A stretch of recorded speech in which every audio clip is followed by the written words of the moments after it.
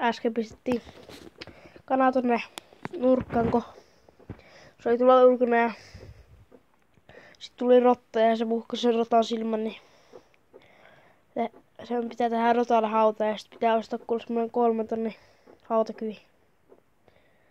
Nyt kun se sitten sanoi, että se ei osta mitään, niin piti pistää se tuonne nurkkaan 2 päiväksi. Nyt se sitten tekee sillä munia. Kotkuttaa. Onko nyt kivalla? Kertoo, että maksanut sitä hautakiveä, niin joutui nurkkaan.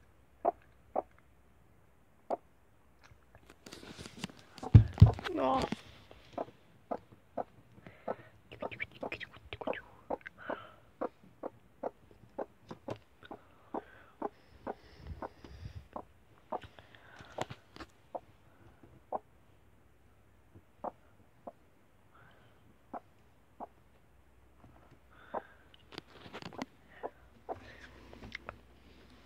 Semmonen se on.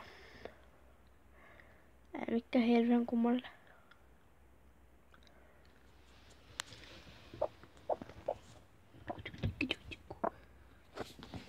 Morrosta Koro.